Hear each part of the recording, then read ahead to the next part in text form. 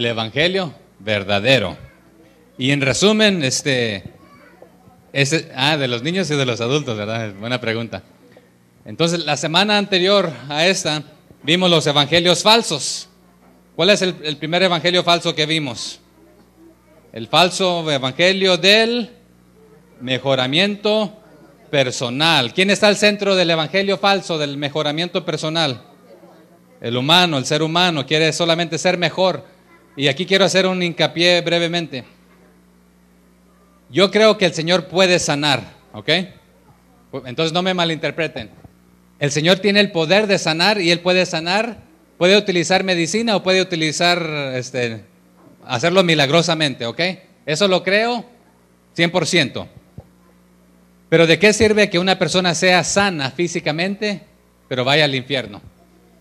O sea, que nos enfoquemos solamente en sanar su cuerpo físico, pero su alma nunca. ¿De qué valor tiene? ¿De qué servir al médico para que te guarde un rato más aquí si no, si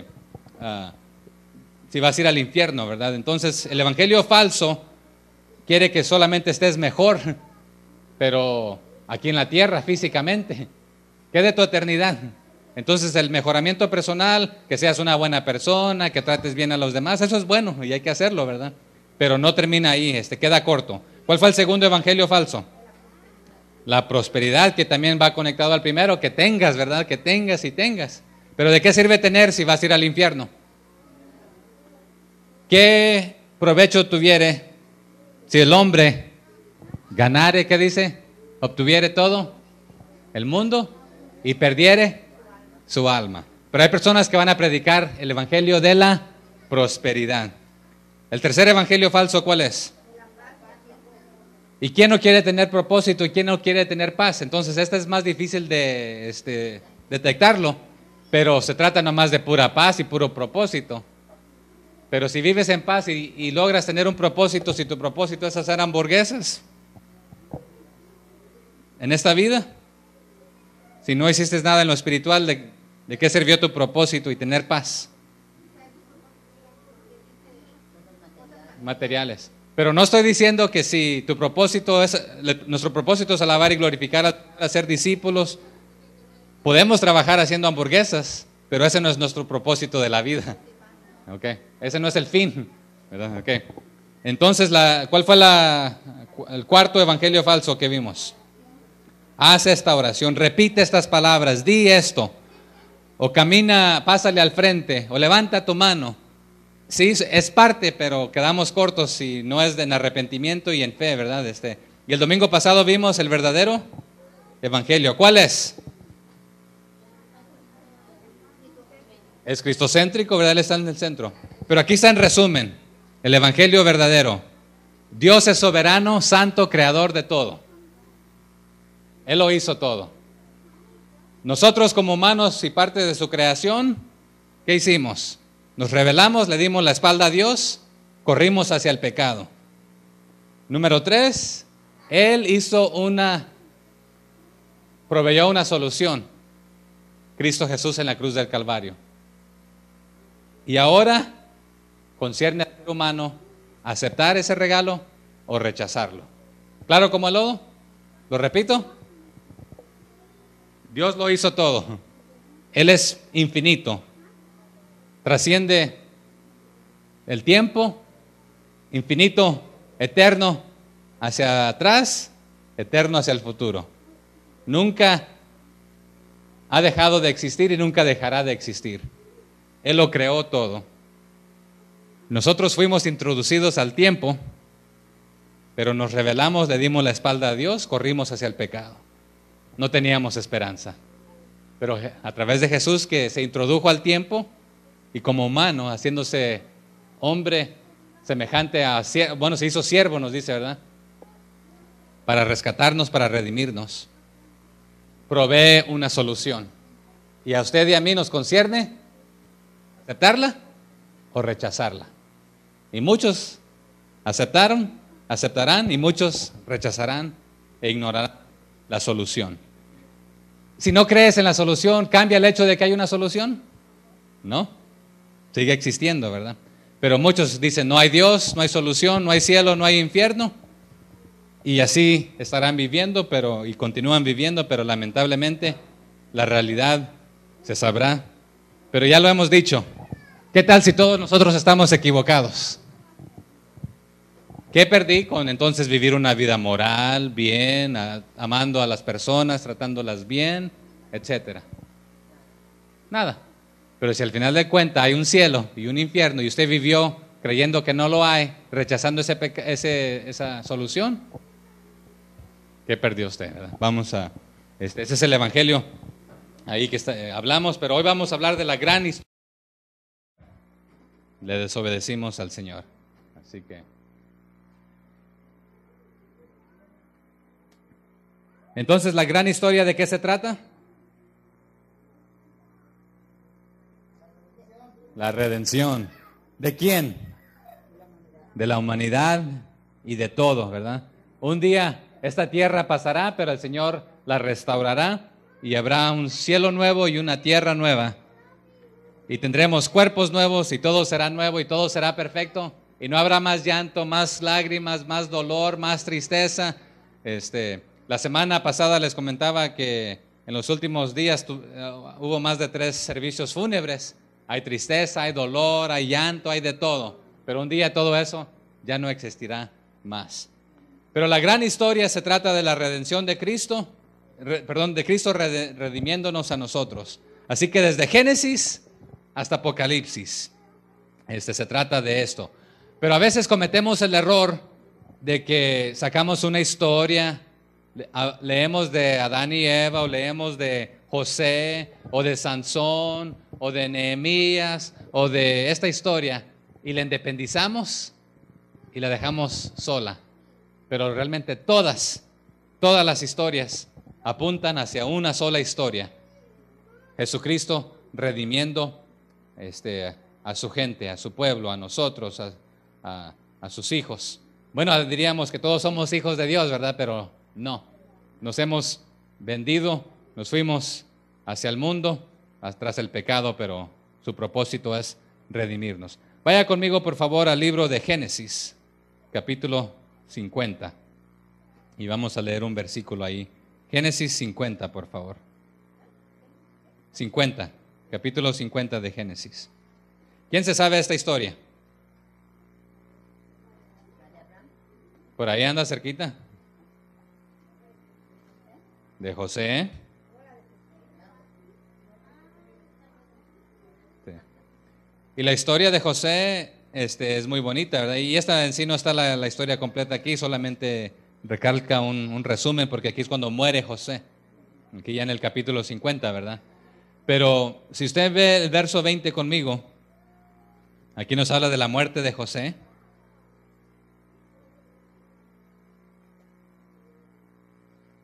¿Ya lo tienen? Génesis 50, 20. ¿Se acuerdan que sus hermanos qué le hicieron?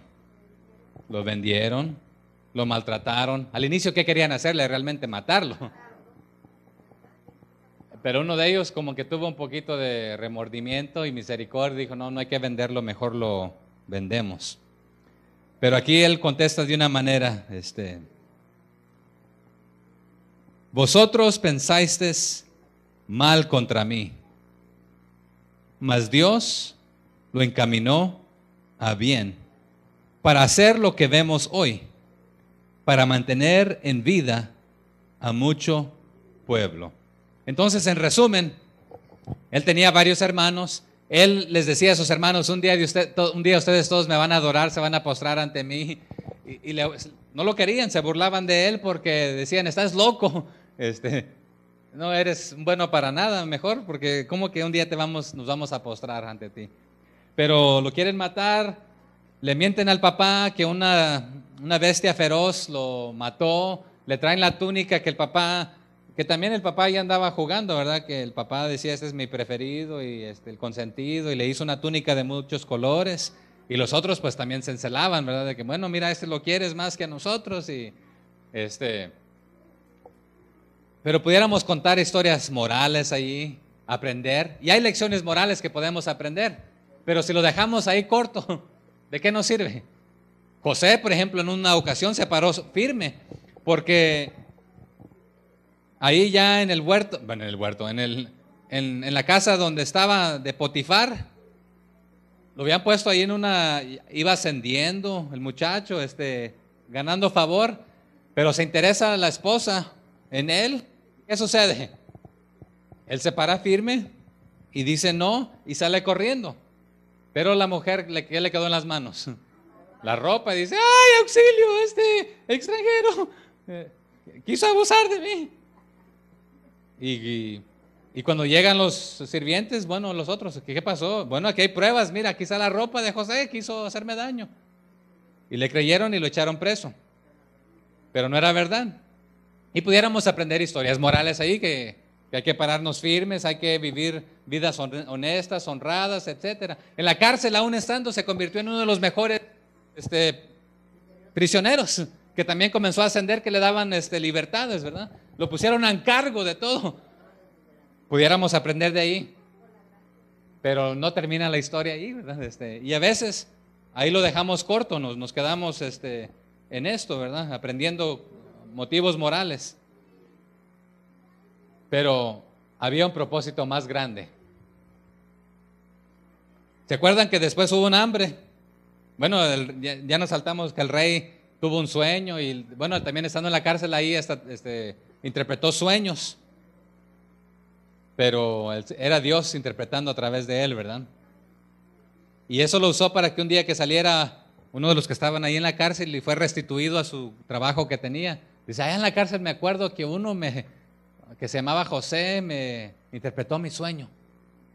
Y aquí ninguno de mis adivinos puede interpretarme mi sueño, porque ni me acuerdo qué soñé. ¿Así fuera? Ah, no, ¿verdad? Dice, soñaba que 7 vacas flacas se comían a las 7 gordas, etcétera, ¿verdad? Ah, ya había un hombre, sí, me dijo que no me acordara, digo que no me olvidara de él, pero me olvidé de él. Pero ahorita que mencionas esto, Rey, el líder vamos a llamarlo. Y lo traen, ¿verdad? Pero nadie podía interpretar el sueño. ¿Pero quién se lo interpretó? José. ¿Pero termina la historia ahí? No, ¿verdad? Es puesto en una posición muy grande y ahí llegan los hijos a comprar comida, digo, los hermanos. ¿Y qué hacen? Se inclinan, ¿verdad? Pero no termina la historia ahí. Y no se trata de José, sino que se trata de redimir y de restaurar y de guardar un linaje de donde vendría el Salvador del mundo. Pero también José es una especie de cuadro de Cristo, porque él redimió un pueblo, él rescató un pueblo. Fue maltratado, fue vendido. ¿Por cuántas monedas? 20, ¿verdad? ¿A Jesús por cuántas? Por 30. Le ganó por 10, ¿verdad? Pero es una especie, o es un cuadro que está pintando de algo que vendría en el futuro. Un redentor. Iba a redimir a un pueblo que no tenía solución. Los que tenían, el pueblo de donde viene José, ¿tenían solución? Tenían hambre. No había de dónde. Pero en Egipto había comida. ¿A causa de quién? De José. Pero realmente a causa de Dios. Y por ahí después va a encontrar en el Nuevo Testamento que de Egipto llamé. ¿Así dice? Pero Jesús, el hermano Sergio nos leyó hace rato de que era nazareno. Pero ¿se acuerdan cuándo fue a Egipto Jesús? Cuando Faraón quería matar a todos los niños. Un ángel le dice a José, agarra a María y al niño y váyanse a Egipto. Herodes. ¿Y quién dijo a usted? Faraón. Confundimos las historias a veces, ¿verdad? Pero otra vez, todas las historias apuntan solamente a una historia. A Jesús restaurando, rescatando, trayendo una solución a nuestro estado caído. Entonces aquí en Génesis 50:20 dice, vosotros pensasteis mal contra mí, mas Dios lo encaminó a bien, para hacer lo que vemos hoy, para mantener en vida a mucho pueblo. ¿Se acuerdan también por qué Dios bendijo a Abraham? Para que él fuera ¿qué? Padre de naciones, pero a través de su simiente iba a bendecir a todas las naciones. ¿Pero cómo iban a ser bendecidas todas las naciones? Que a través de este linaje vendría la solución a este mundo, ¿verdad? Entonces, pero a veces otra vez nosotros caemos en este error que leemos las historias y qué bonitas, pero nos olvidamos cuál es el propósito de esta historia, de apuntar hacia el Evangelio, hacia Jesucristo, la historia de la redención. Entonces, por ejemplo, este libro que le estoy leyendo a los niños se llama The Jesus Storybook. Every story whispers his name. En otras palabras, todas las historias en la Biblia prácticamente están susurrando el nombre de Dios, de Jesús y la historia de la redención. Pero más tardecito vamos a ver un poco de esto. Pero José entendió claramente que, aunque de manera general, que sus hermanos, pero sabe que cuando estamos viviendo esa historia, si usted hubiese sido José y está siendo maltratado por sus hermanos, lo tiran a un pozo, después lo venden, usted no está pensando, oh Dios, ¿cómo vas a usar esto en mi vida? Cuando estamos pasando por tribulaciones y dificultades, nos enfocamos en nosotros, ¿verdad? Ay Dios, ¿por qué me permites a mí pasar por esto? Nosotros viendo hacia atrás podemos ver que Dios tenía un propósito en la vida de José, pero no era el centro, no era José. ¿Cuál era el centro de todo esto? Que conocieran a Dios, que todo el pueblo y todos los pueblos fueran redimidos para que conocieran al único y verdadero Dios. Ese es el centro. Pero cuando nosotros estamos pasando por momentos difíciles, no decimos, Señor, ¿cómo quieres usar esto para tu honra y para tu gloria? Porque a veces queremos salir de eso, ¿verdad? Entonces, leer la Biblia para extraer sus lecciones de vida, para nosotros ser mejores, no está mal, pero no es la mejor manera de leer la Biblia. Porque pone mucho el énfasis ¿en quién? En nosotros, en el lector de las Escrituras. Debemos leer la Biblia con el énfasis de la redención de Jesús, estando en el centro de todo. Y por eso le nombramos la gran historia. Aquí en esta pizarra, ¿se acuerdan? La semana antepasada pasamos 2 semanas aquí en el Evangelio. Vimos los evangelios falsos y el evangelio verdadero. Pero realmente el evangelio verdadero le podemos nombrar la gran historia, teología bíblica, que toda la Biblia otra vez desde Génesis hasta Apocalipsis hablan de esta gran historia, del evangelio, la gran redención, que seamos redimidos. Entonces, si no entendemos eso, no entendemos de qué se trata el cristianismo, la iglesia, el propósito de Jesucristo venir a la tierra, al planeta, porque no es para que tú vivas cómodamente, no es para que tengas una casa en la playa, otra en la montaña y otra. Estoy diciendo que está mal tener estas cosas, no, ese no es el centro de las cosas. Lo que tenemos debemos usarlo para la honra y la gloria del Señor. Ese no es el evangelio verdadero. Pero vamos a ver esto entonces. La gran historia constructivamente reformula las preguntas difíciles. Entonces el hermano Sergio ya nos aludió un poco esta mañana a esto. ¿Hay pasajes que usted entiende completamente, hermanos? Espero que sí. Espero que hay pasajes que usted los entienda. Pero hay pasajes que no entiende. Hay pasajes difíciles de entender, ¿verdad? Les tengo una noticia, ¿ok? Pero no se la digan a nadie, porque si esto sale de aquí, se va a hacer un problema. Su pastor encuentra pasajes muy difíciles en la Biblia, que a veces son difíciles de entender. Pero el hermano Sergio ya nos dio un secreto. Cuando usted lee un pasaje y no lo entiende, léalo en el contexto inmediato, los versículos anteriores y los versículos después.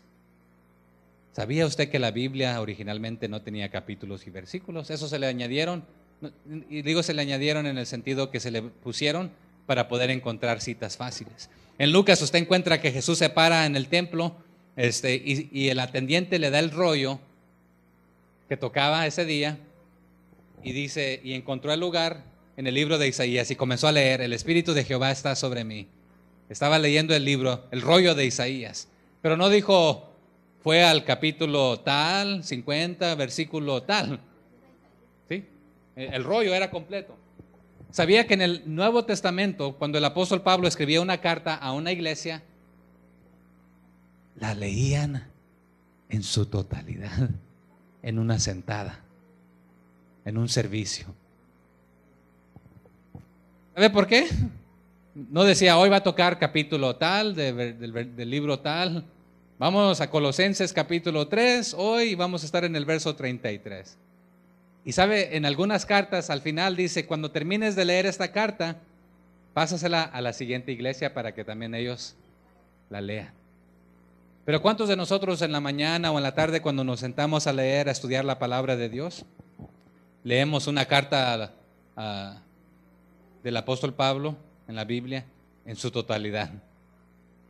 A veces nos detenemos en un capítulo o en un versículo y hay segmentos allá ahora en la Biblia, está segmentada así en cortos y tienen ahí encabezados, pero realmente en el griego y en el hebreo está toda corrida en el sentido, cada libro, ¿verdad?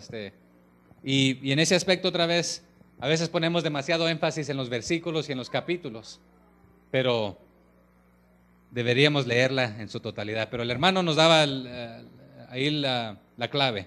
Si usted no entiende este pasaje, léalo todo en el contexto. Lea todo el capítulo o todo el libro. Y si aún no lo entiende, si está leyendo Primera de Corintios, pues léalo a luz de Segunda de Corintios también. Pero si no lo entiende, ahora léalo a la luz de todo el Nuevo Testamento. Y si aún no lo entiende, si es que está en el Nuevo Testamento, léalo a la luz del Antiguo Testamento, buscando qué más dice la Biblia en cuanto a pasaje que usted está leyendo. Y si aún no lo entiende de esta manera, pregúntese, hágase esta pregunta: ¿cómo este pasaje que estoy leyendo apunta hacia la gran historia, el Evangelio? ¿Cómo apunta hacia esto? ¿Cómo nos dirige hacia esto? ¿Cómo ayuda? ¿Cómo fomenta esto la gran historia? ¿Tiene sentido o no tiene sentido? Sí. Pero tampoco está incitando a no leerla porque no la entiendan. Correcto. Si no la entiendes porque... Y una de dos. Si usted lee toda la Biblia y no la entiende, quizás no ha habido una conversión en su vida.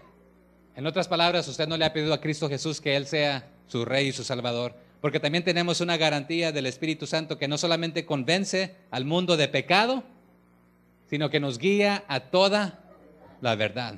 Pero ¿sabe quién es la verdad? Cristo Jesús. Él es el camino, la verdad y la vida. Y nadie viene al Padre si no es. Pero si a usted le han enseñado que es Jesús más las buenas obras, o Jesús más dar el diezmo y las ofrendas, o Jesús más asistir a la iglesia, o Jesús más hacer caridades, o Jesús más ciertos santos, lea la Biblia y va a ver que no es así. Pero es que allá en esta iglesia o aquí allá o lo predican así, lea la Biblia. Y cualquiera de nosotros que se pare aquí, usted confírmelo. Es más, usted va a encontrar en 2 cartas que dicen que la gente estaba ansiosa por escuchar, pero lo confirmaban en la Biblia. Pero sabe, hermanos, que hay muchos lugares que no tienen una Biblia completa. Los que han leído el libro Radical, ahí muestra que el hermano que lo escribe dice: fui a enseñar a dar unas clases a otro país.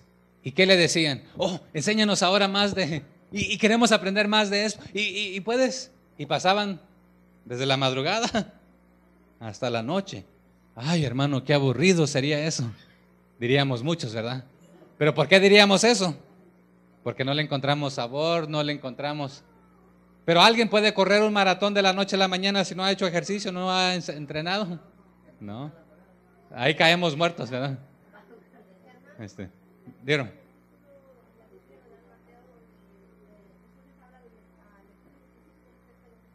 Ujú. Y le dice esta palabra, el que lee, entiende.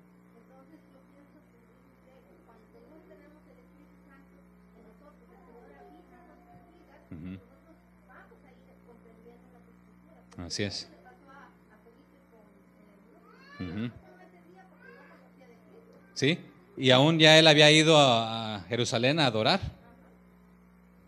Uno diría, bueno, ya persona ya conoce a Dios, ya fue a adorarlo. Pero cuando se le acercó, dice, ¿entiendes lo que lees? Y él contesta, ¿cómo voy a entender si nadie me lo explica? ¿Verdad? Pero, otra vez, ¿cuál es nuestro propósito entonces? No solamente contarle a nuestros niños las historias de la Biblia, sino explicarles que éstas siempre apuntan hacia el Evangelio, hacia Cristo, hacia su redención, al propósito por el cual Él vino. Pero venimos a la iglesia solamente para cantar y no. Ese es el propósito de que podamos, aún cantábamos uno de los cantos también, ¿verdad? De ser llenos del Espíritu Santo. Pero aún en este aspecto otra vez es obedecerle, vivir de una manera que otros miran de que el Señor ha transformado nuestras vidas, que el Evangelio ha transformado nuestras vidas y que nos use para traer a otros para que escuchen y conozcan y vean. El hermano nos leyó el pasaje en Juan, que también cuando encontró a los otros dos muchachos, ¿cómo es que dice? Vamos a leerlo para que a Natanael, ¿verdad? 46. Natanael le dijo, ¿de Nazaret puede salir algo de bueno? Le dijo Felipe, ven y ve. En otras palabras, ¿quieres comprobarlo por tus propios ojos? Ven y compruébalo tú. Sí, a veces podemos decir, hermano, al vecino ahí puede decirle, es Juan 1:46. No, Juan. Quizás dije primera, perdón, es Juan 1:46. Sí. ¿Usted puede invitar a alguien a la iglesia, sí o no? Sí. Ven a la iglesia, ven y ve lo que el Señor está haciendo. Pero aquí está una cosa. Qué más bonito que que tus amigos, tus compañeros de trabajo vean en tu vida lo que Dios está haciendo, ¿verdad? ¿Quieres saber si este es el Hijo verdadero, el Hijo de Dios? Ven y ve. En otras palabras, compruébalo con mi vida, o te lo puedo comprobar con mi vida. O ven a la iglesia, puedes ver. Pero si vienen aquí a la iglesia y nos estamos peleando, nos estamos divididos, ¿qué es lo que van a ver? Ese Cristo, pues no es el que yo necesito creer, ¿verdad?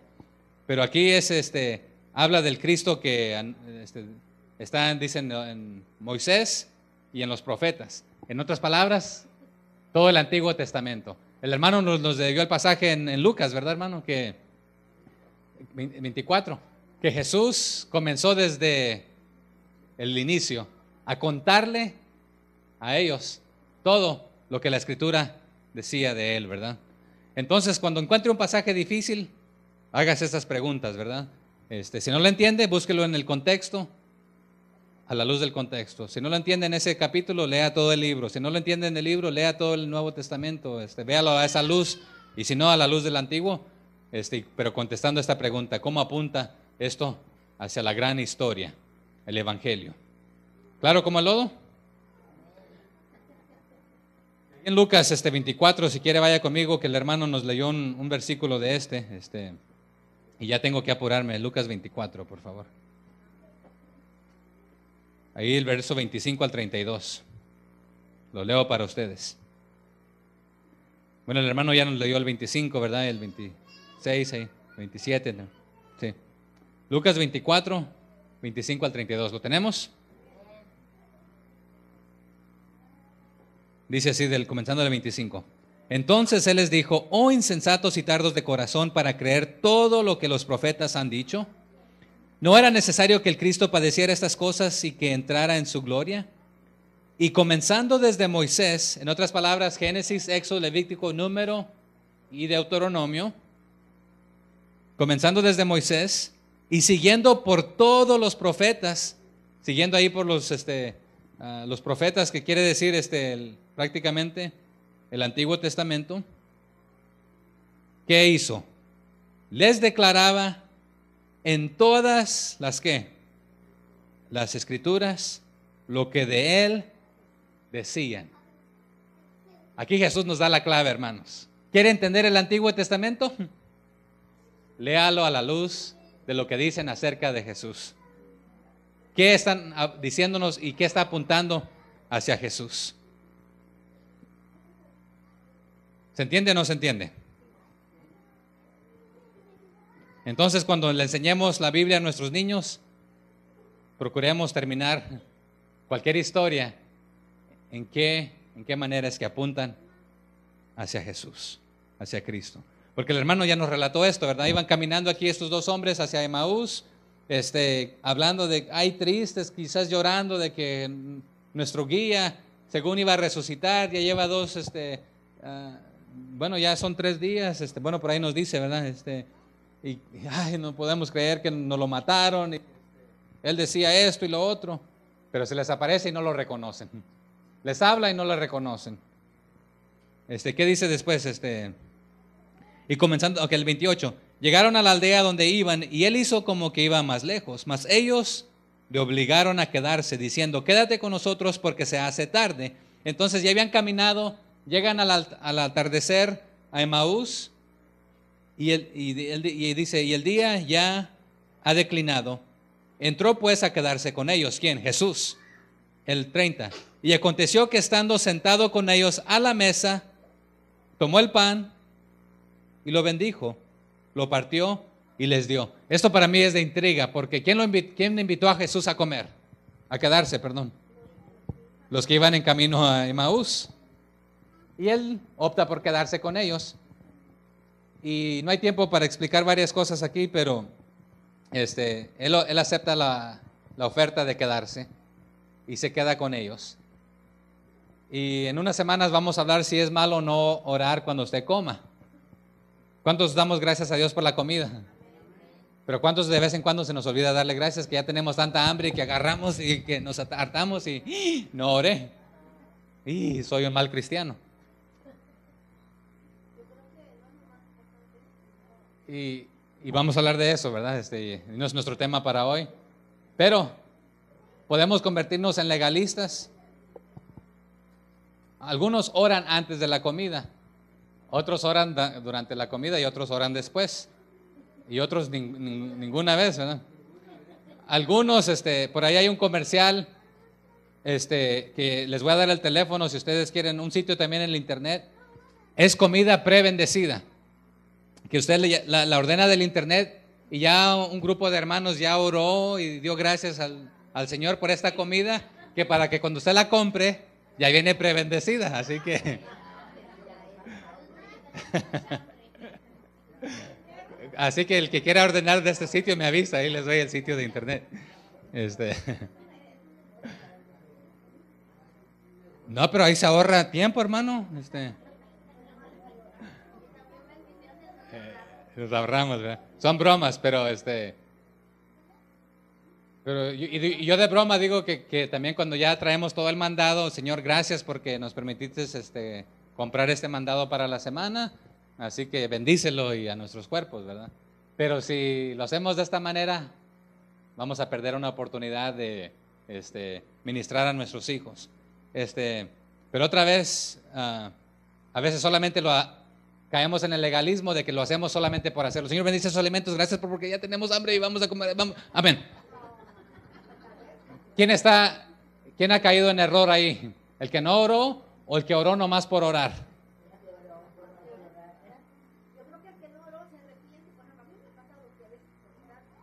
Sí.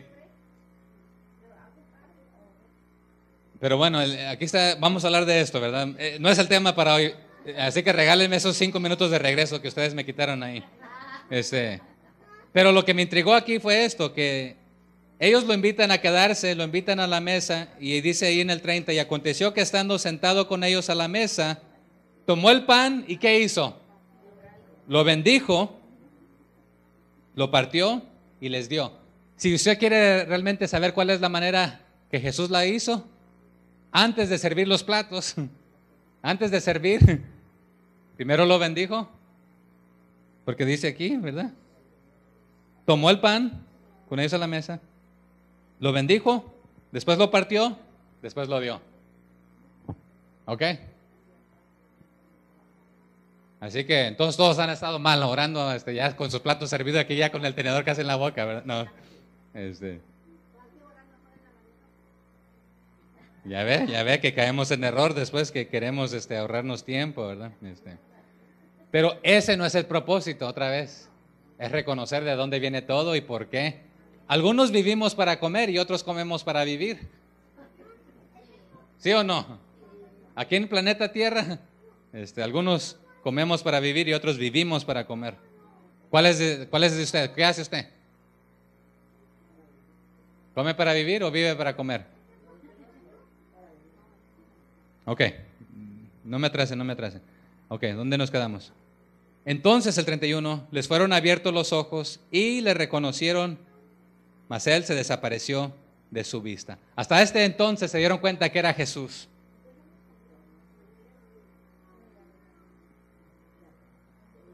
Ok, no se queden ahí, ese no era el punto tampoco. El 32, y se decía el uno al otro, ¿no ardía nuestro corazón en nosotros mientras nos hablaba en el camino? Y cuando nos abría las escrituras. La pregunta que le hago, ¿arde su corazón cuando usted abre las escrituras? Que Dios mismo le está hablando, que es la palabra de Dios. Porque si le pasa como a mí que la abre, en el principio creó. Ok, otra vez voy a empezar. Ahora sí voy a terminar. En el principio creó Dios los cielos y la tierra. ¿Sí? ¿Sí nos pasa?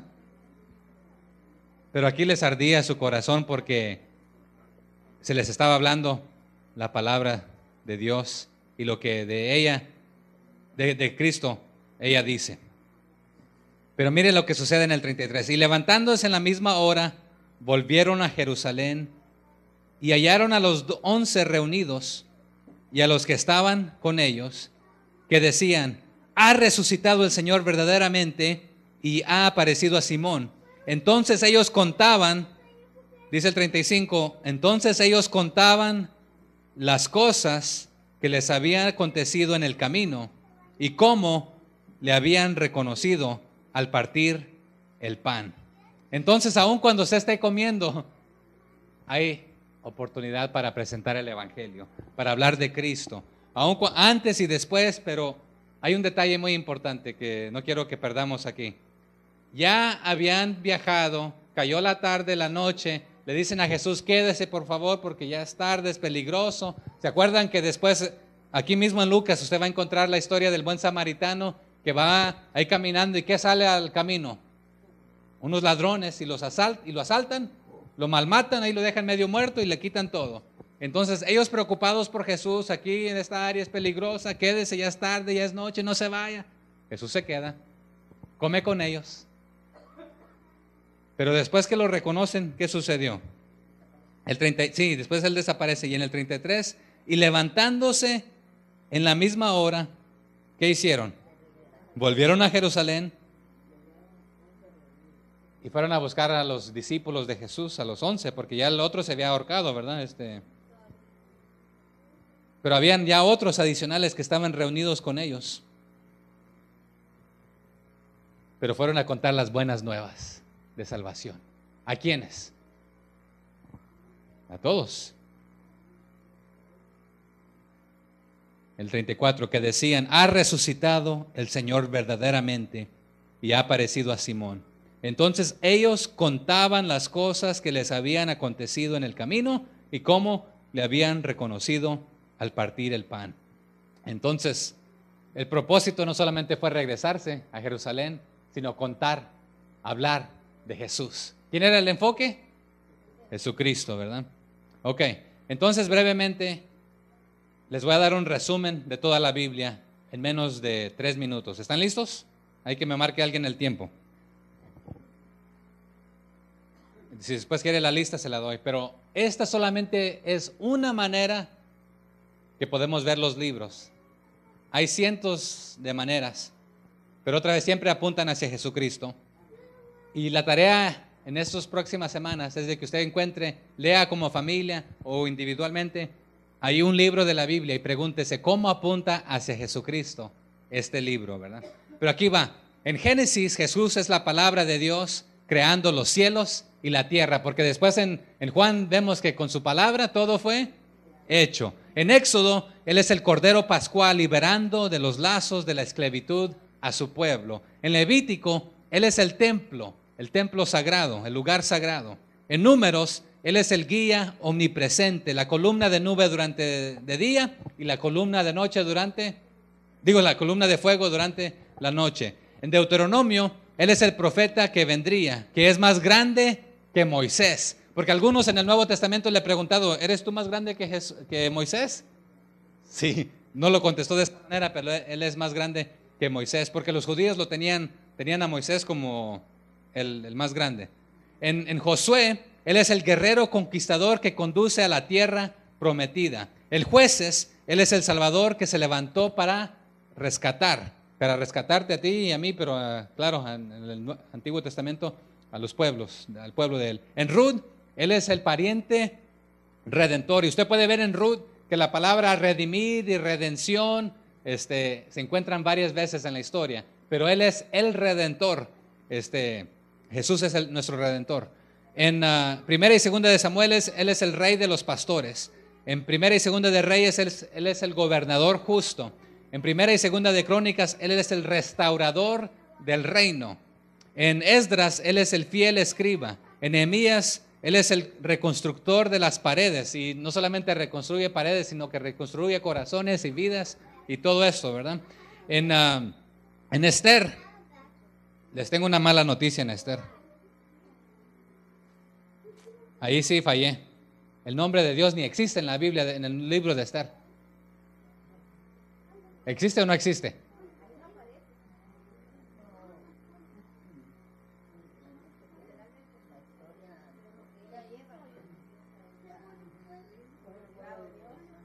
Ya, ok, están aprendiendo, ¿verdad? En Esther, Él es el defensor, arriesgando su vida para restaurar a su pueblo, a la realeza, ¿verdad? Pero diríamos, ahí en Esther no aparece Dios. Más que aparece. Él es el centro del libro de Esther.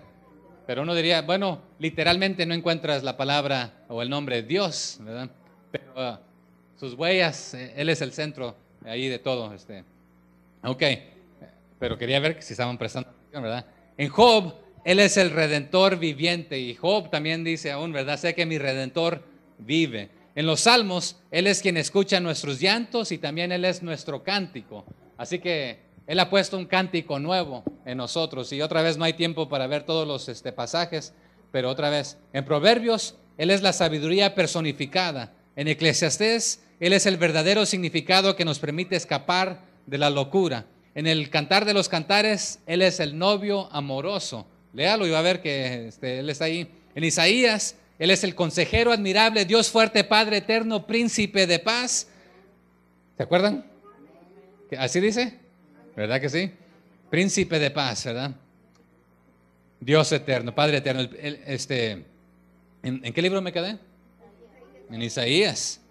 Okay, entonces en Isaías Él es el consejero admirable, Dios fuerte, Padre eterno, príncipe de paz, herido por tus transgresiones, mis transgresiones, y herido por tus iniquidades, mis iniquidades. En Jeremías Él es el espíritu que escribe las leyes de Dios en sus corazones. En Lamentaciones Él es el profeta llorando, porque en Ezequiel Él es el río de la vida que trae sanidad a las naciones. En Daniel Él es el cuarto hombre en el fuego. ¿Se acuerdan? Contamos la historia que Sadrach, Mesach y Abednego fueron echados al horno, pero se nos olvida contar que ellos habían dicho,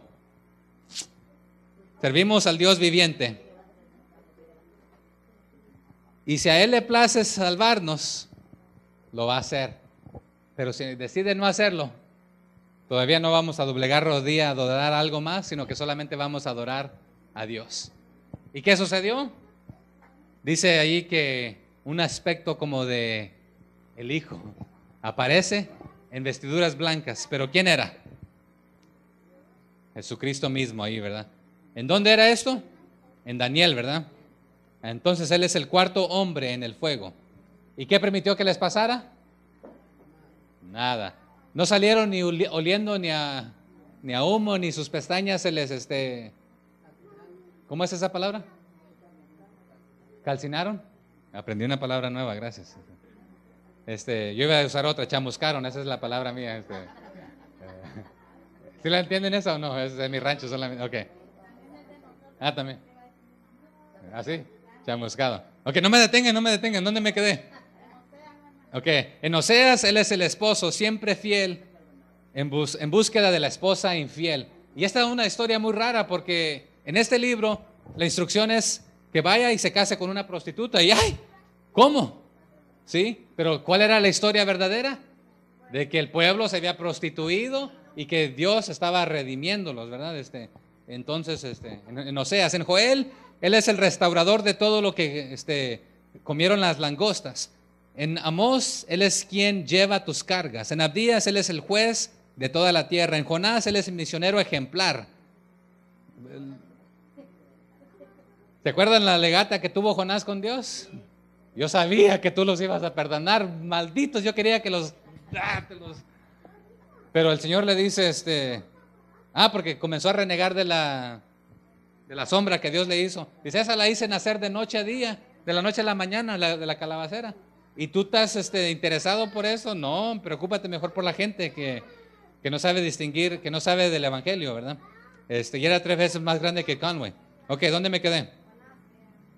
No en Jonás, era el misionero ejemplar. En Miqueas, él es el gobernante eterno que nació en Belén. En Nahum, él es el vengador de los elegidos de Dios. En Habacuc, él es tu razón para regocijarte incluso cuando nuestros campos están vacíos.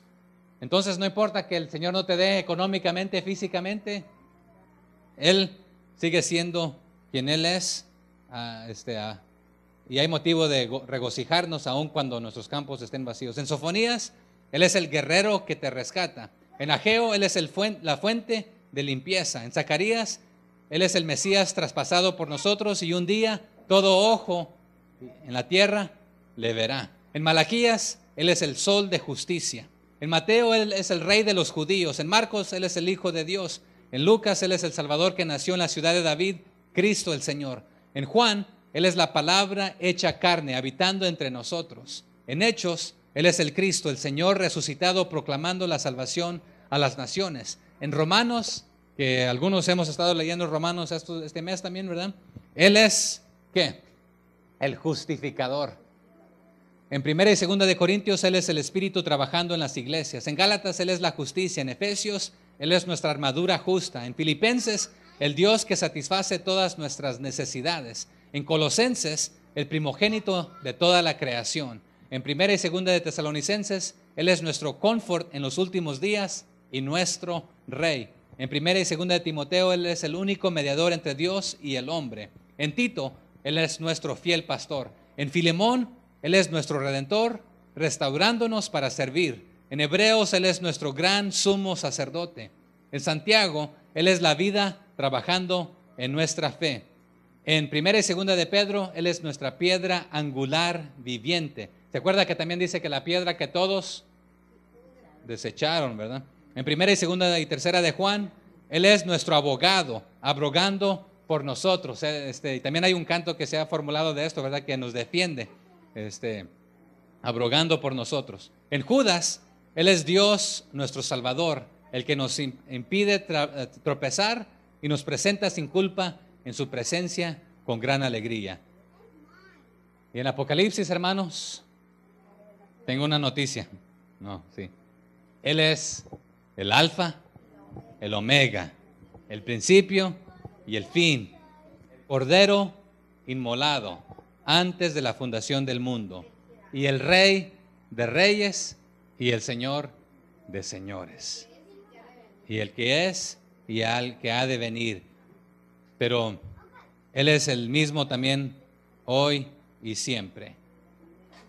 Pero solamente les di una de muchas cosas que cada uno de los libros hablan, ¿verdad? Pero no hay tiempo para más. Vámonos a unos 30 minutitos a nuestro tiempo de diálogo y entramos también después a comer comida física, ¿verdad? Hay varios que han preparado, hay más que suficiente comida para todos, así que ¿la bendecimos ahorita o la bendecimos más al rato?